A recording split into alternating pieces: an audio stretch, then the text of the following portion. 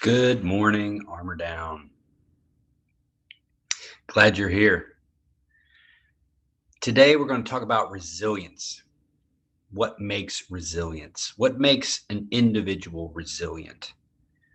I've been thinking about this a lot in the context of everything that's going on around the world. I mean, how could you possibly not think about how ready you are to adapt to all these changes that are going on?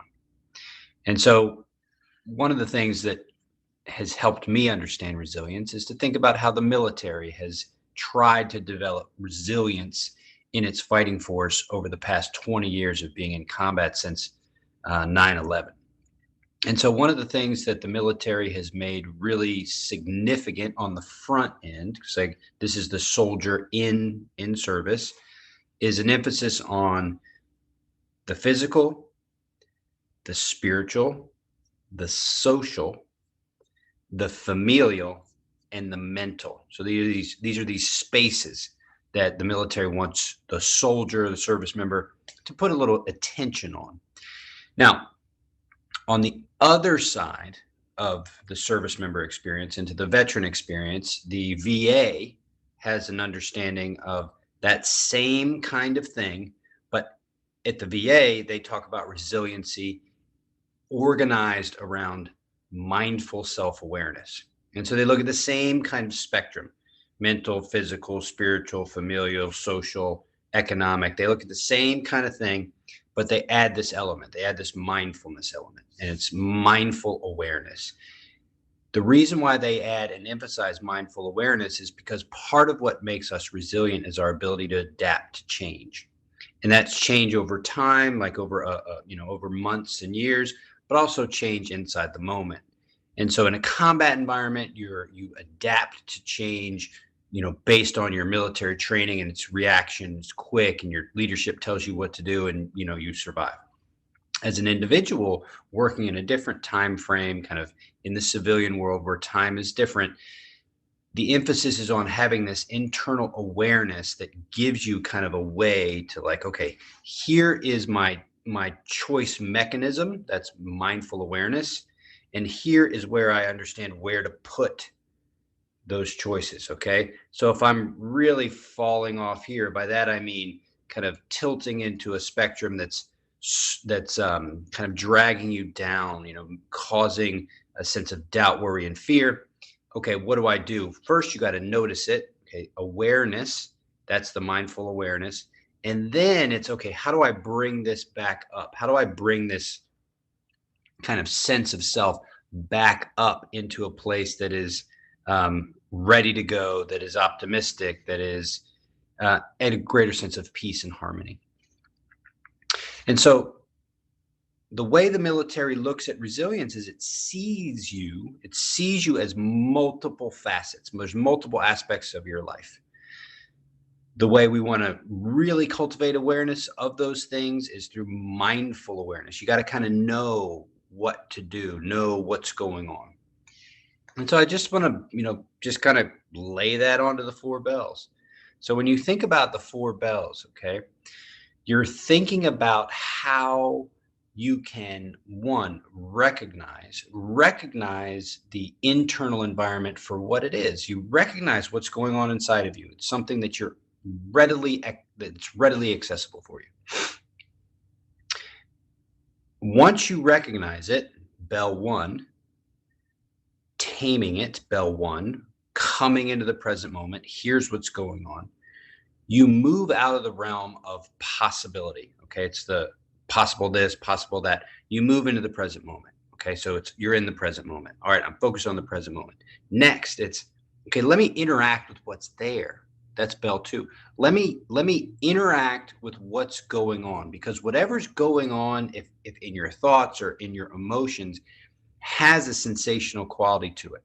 And chances are your interaction with that sensational quality is less robust than it typically could be. And the reason why I make that position, and it's a bit of an assumption, but the reason why I make that assumption is because you're probably a little bit like me. You've been through military training. And if you haven't even been through military training, you've probably interacted with American fitness culture. So You know, and you participate with the fact that our bodies are basically supposed to look a particular way. Our bodies are supposed to kind of perform a particular way.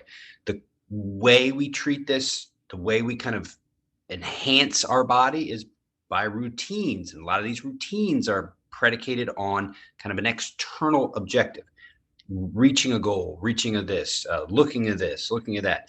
And then you've got how we go about doing it, the no pain, no gain mentality, the kind of the style that permeates American fitness. So that's Bell 2. And what we're saying to you is, let's get underneath all that kind of like no pain, no gain, push to the max. Let's get into the subtleties. Let's get into the stuff that it's always there, but maybe you just don't notice it. And so let's drill down on that. Let's see it. Okay. It's Bell 2. Bell 3. Okay. You're looking at Bell 3 in the context of, you have emotions. Okay. Your breath can influence how you're experiencing those emotions. And so you train that ground. You train the ground of emotion through breath. So it's double duty. Not only are you training the thing that can influence your emotional experience, but you're also training to recognize the ground from which the emotional experience presents itself. And then fourth bell is the relationship to the bigness of life beyond you, but your participation with that bigness. So beyond you, okay? In the Pledge of Allegiance, we say under God, right? I like that language. I like it a lot. I just like the term God, not God religion, but God as bigger than all of us.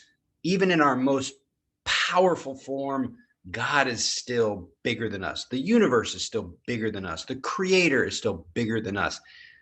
If God was simply a term describing bigger than all that we could ever be, then it doesn't have to go into religion. So under God, right? So under God, meaning we are still susceptible to the bigness of the world, no matter how powerful our military becomes, no matter how smart our computers are, no matter how much technology we develop, there's still this element that's going to be beyond us. It's the mystery. It's out there. And so when we interact with that in the context of resiliency, the place where we tell you to go is the place of love. And the reason why we are valuing open-heartedness, the reason why we emphasize that relationship to your heart in fourth bell, is because that's what all the teachers have pointed to. All the great teachers have all pointed to the power of the heart. Now, that's the place where we really cultivate this relationship to that which is bigger than us. And my experience over and over and over again, and I promise you'll see this as well, is that the more open-hearted we become, the more that bigness kind of recognizes, receives, and interacts with us. So it's not bigness out there empty of us, bigness out there not messing with us, bigness out there dead space. It's bigness out there recognizing open-heartedness in us, participating with us, the infinity of what is around us, the bigness of God becoming experienced, having relationship to, a sense of faith, a sense of hope, a sense of goodwill, meeting goodwill. So this is resilience. This is how I define myself as resilient. I say I'm resilient because I recognize the difference between the ruminating mind and the present moment. I recognize that difference. I recognize the difference between my thoughts and my awareness. I recognize in Bell 2, I recognize my body. I recognize my body down to these little small, little subtle reactions. I can tell when my body's changing. And because I've been in relationship to this subtlety and the bigness, I can do no pain, no gain, no problem. I know when things are dipping and I have tools for how to mitigate that. When it comes to the breath, I know my emotions. I know when my emotions are showing up. I know how big they are. I participate with them all the time. Every single day, I'm interacting with my emotional experience, and I'm learning and I'm studying and I'm participating and I'm influencing. I'm influencing those with the breath. And then finally, my relationship to God, my relationship to not God religion, but my relationship to God the mystery, God bigger, God the creator, whatever that is deeply held in a sense of love and trust. Love and trust. If you interact with another person in love and trust, you will feel a sense of, this is worth it. This feeling is, I'm sending it out and it's coming back to me. Love and trust, right? That individual connection that we see when we're connected to the people we feel the closest to, that's the same kind of connection that can be had to God, the creator, however word you want to use. It's irrelevant, but that's out there. And that relationship can be had. And I'm saying this with the absolute certainty that that's true.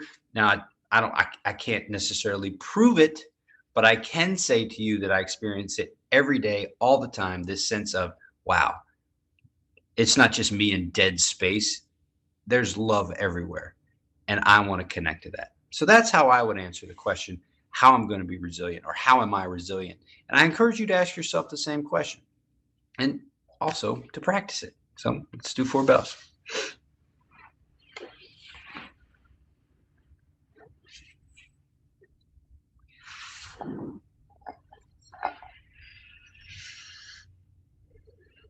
So first, just come into the present moment and recognize what's going on in your mind, your body, and your heart.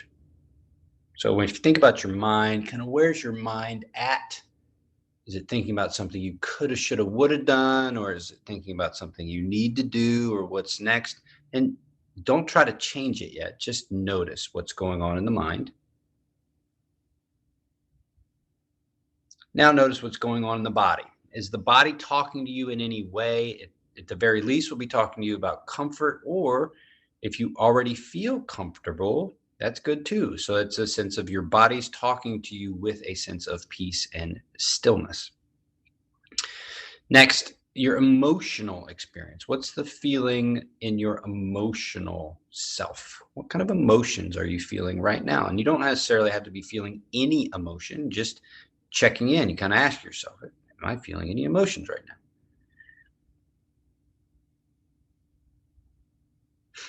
And so those are the kind of the 3 kind of areas: the mind, the body, the emotions. And then we're going to generate in 4th bell that open-heartedness. But we kind of focused in on where we're at. And now we're going to dig a little bit deeper into the actual participation and the development through 4 bells. So let's go 1st bell.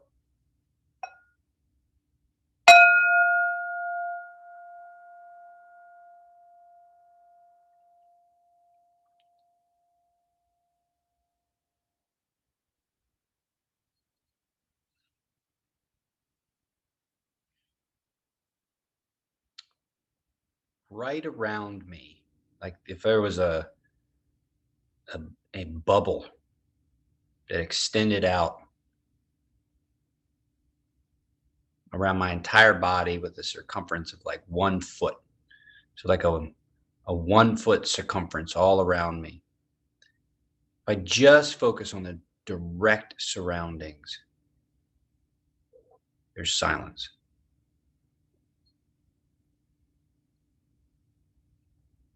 Right next to my ears, there's almost no sound. It's only when I reach way out with my sense of sound outside the room that I am in that sounds start to show up.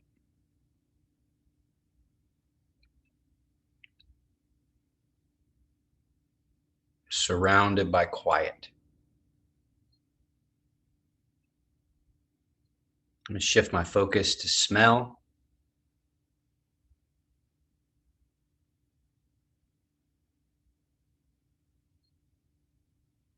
There's a hint of something. The vast majority of the air that I'm breathing in is without smell. I'm going to drill down on that hint. Breathe in a little bit slower.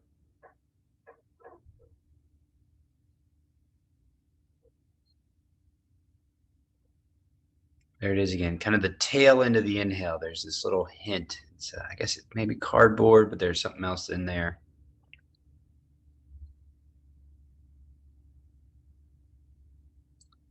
As I focus, that little hint becomes a little bit more pronounced. There's a little bit more smell to be smelled.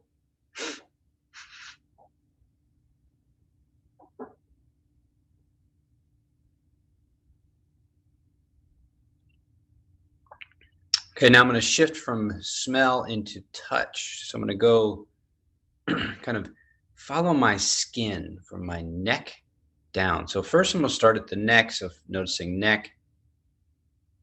Neck is open to the air. Feeling where the collar of my jacket moves against my skin. I'm going to travel down my right arm. I'm going to feel the fabric of my clothing down my right arm and then feel the opening to the air of my hand. I'm going to feel my hand palm down on the fabric of my right knee.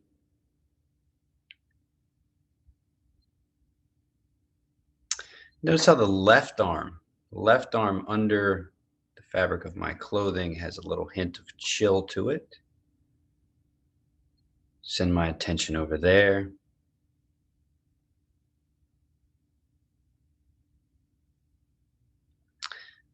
So now I've got my body squared away, the breath, noticing these sensations. I'm going to my mouth. First thing I notice inside my mouth is moisture. Tip of my tongue. Sides of my tongue, back of my tongue. Just a swallow, so notice the throat.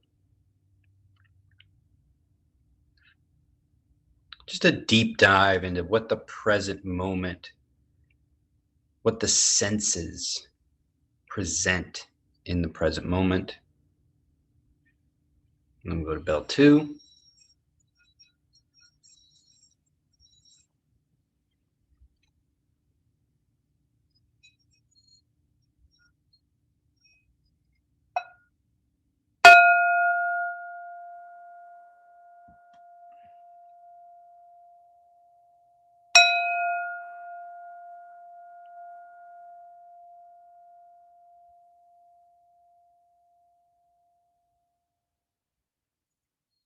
All right, starting at the ground.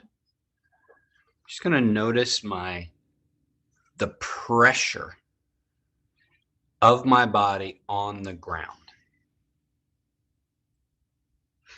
I can feel the push down, the weight.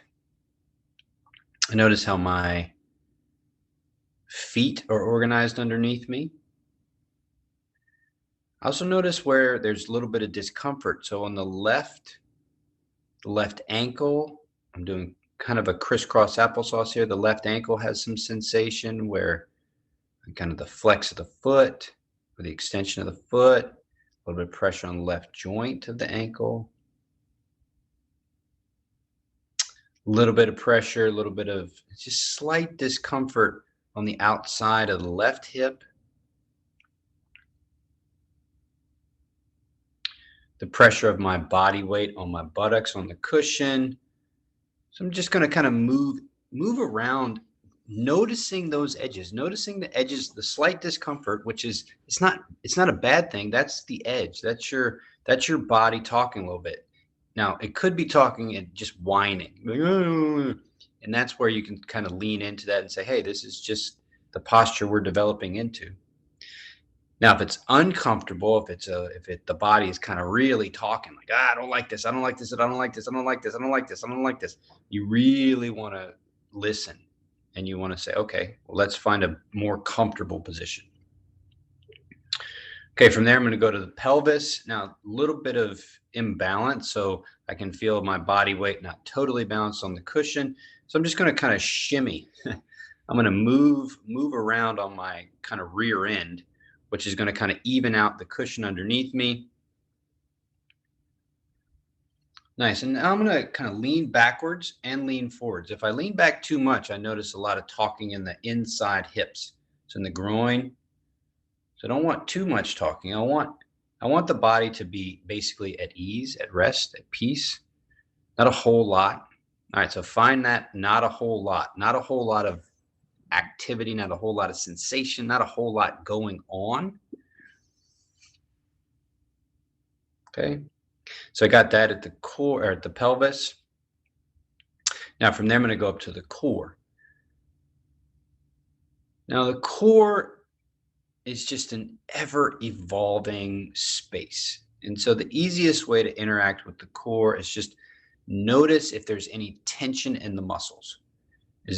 You've got muscles that go sideways, you got muscles that go up and down, you got muscles that go at an angle.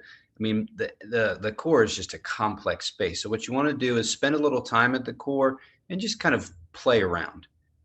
Maybe a pull in, see what happens, a send out, see what happens. Just interacting with the core. In the early days of my training, the core just, I mean, it just didn't have a lot. There was just kind of like sucking in. There just wasn't a lot to it. But what happens, and this is the big piece. What happens is that your attention brings alive the area that you're attending to. So your attention brings alive the area you're attending to. And that just develops over time. So once you've interacted with your core a little bit, move up to the heart space. So the heart space is going to be influenced by where your arms are. Where your arms are going to influence where your shoulder blades are. Where your shoulder blades are going to influence how your chest is aligned.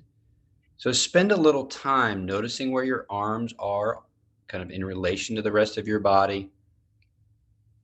Notice if your shoulders are rounded forward. Notice where your armpits are, what kind of pressure is showing up around the armpits, around the shoulders, and then move around. So you really want to interact with the shoulder blades, pulling them back, kind of noticing a maximum pull. So if you don't have a lot of subtle awareness in the body, you use maximum awareness or use maximum sensation to generate a feeling, an edge. So you create a maximum edge one way. So I'm pulling my shoulders back as far as I possibly can, trying to touch them together in the back. The intensity of that sensation provides a big, broad expansion across my chest. It's not sustainable, but I can really feel it. So that's one way. I'm going to go the opposite way. Round everything forward. Then I'm going to find the middle. Middle is found. Middle should be less sensational. There should be kind of a level 1 amount of sensation. When you maximize it, there's a ton of sensation and it becomes harder to hold. But what you're looking for in your basic alignment, it's about a 0-1, so it's a slight bit of sensation, but mostly it's aligned and balanced. Throat space. Again, you can play around with extremes of total dropping the head forward, feel the neck. Total dropping the head back, feel the neck. Finding the middle, kind of where the throat aligns between the torso and the head, balanced. Go into the jaw. Find a happy spot for the jaw and top of the head. Now feel the whole alignment of the body, up and down.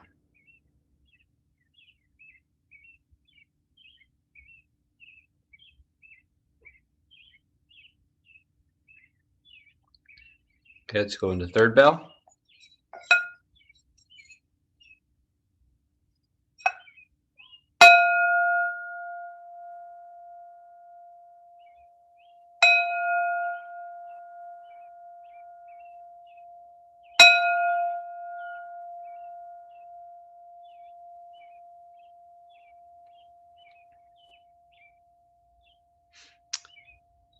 So go into your alignment from the inside with your breath. So you've got your body aligned.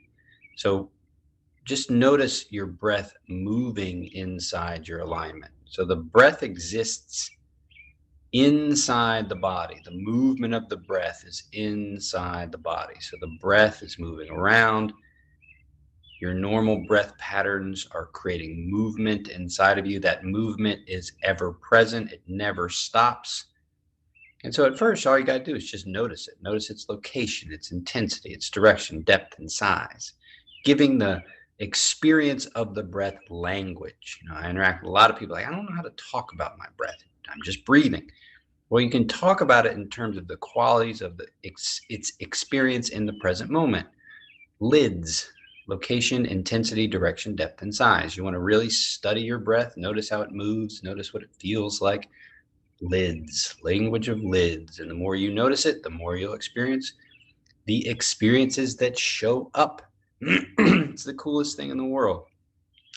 If you bring your attention to it, it starts to shine, it starts to evolve, it starts to change. That's just how it works. Your attention brings it to life. So now, influence your breath. Influence your breath. Your next round, go into a kind of focused, full, maxed out inhale, exhale.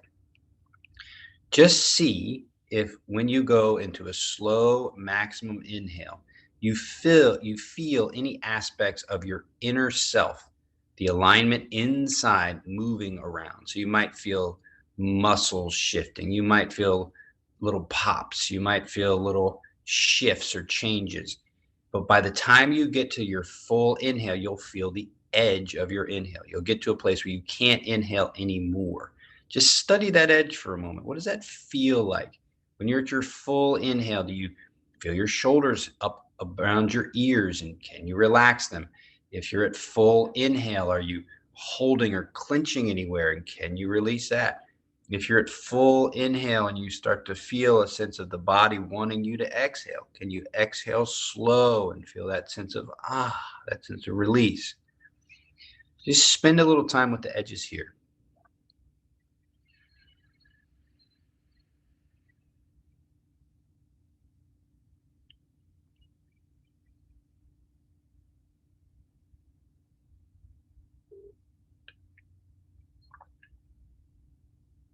And spend a little time inside your body. Make the turns. The breath turns from inhale to exhale. The turn is the hold or the space in between the inhale and the exhale. And then there's also the turn between the exhale and the inhale. You study the turns a little bit by pausing the flow. If you pause the flow of breath, your body will immediately start to generate sensation. And you'll notice that differently at the top. So if you pause at the top, your body will start generating sensation right away, but it'll be subtle and soft, and you can kind of chill with it for a while. At the bottom, you might experience it showing up much quicker, right? Spend a little time at the turns.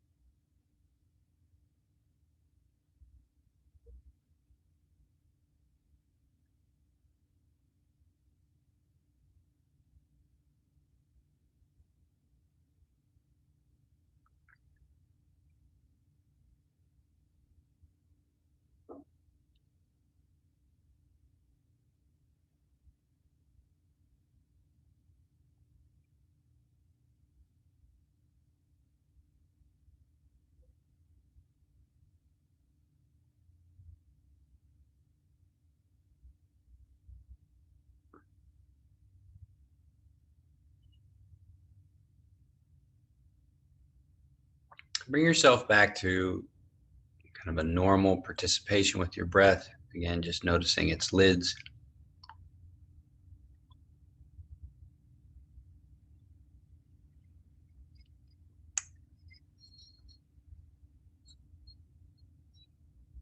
Fourth bell.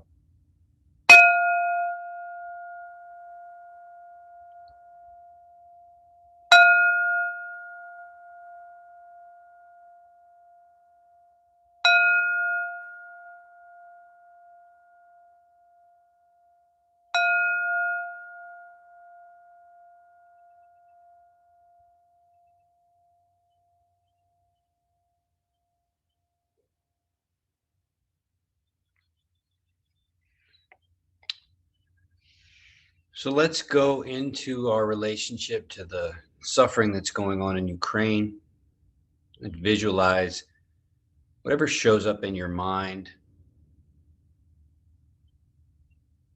Maybe it's the refugees, maybe it's the bombs, maybe it's the picture you saw on the news, maybe it's a picture you saw online. Whatever it is, bring those images to your mind.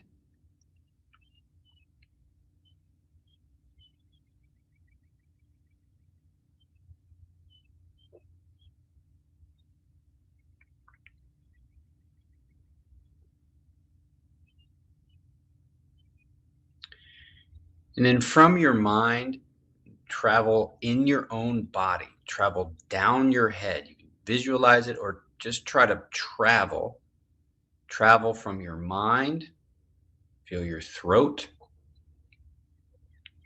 Follow your throat down, and then follow the throat down, and then move a little bit to the left of your throat, and there's your heart beating away. Just like your breath moving, there's your heart beating away. See if you can get quiet enough to feel it.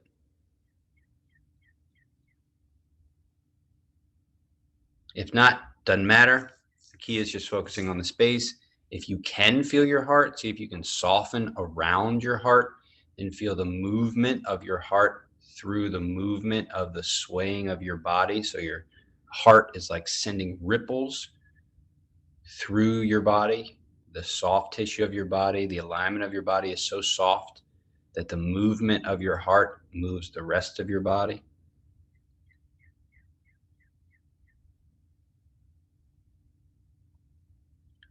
Now, visualize that with each beat of your heart, you are sending out goodwill, you are sending good vibes, you are sending love, you are sending compassion. These little ripples of compassion out from you into the world, and they never stop. So that the little ripples of compassion that you're sending out into the world will eventually reach those that are suffering in Ukraine. Visualize that your contributions of goodwill, your contributions of compassion extend from you all the way around the world.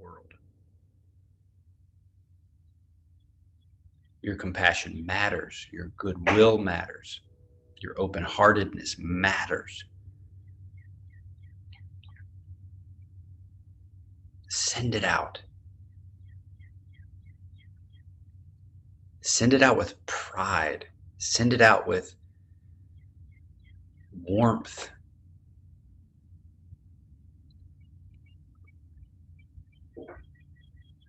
Send it out with power. Send it out with a sense that your goodwill is moving out at the speed of light around the world, reaching those people. And for just a breath or just a moment, there's a little bit more peace. There's just a sense of not alone.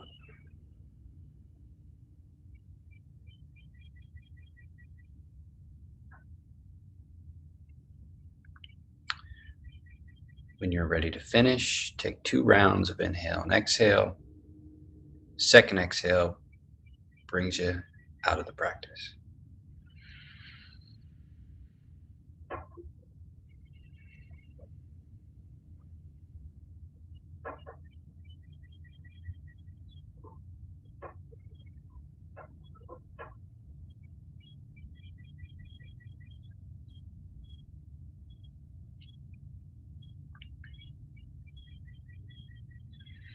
All right.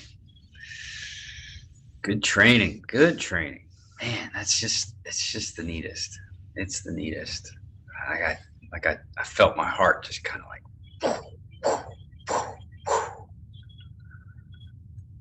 like, I felt it. I felt the lift, you know?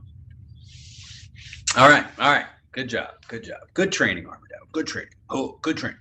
All right. See you later.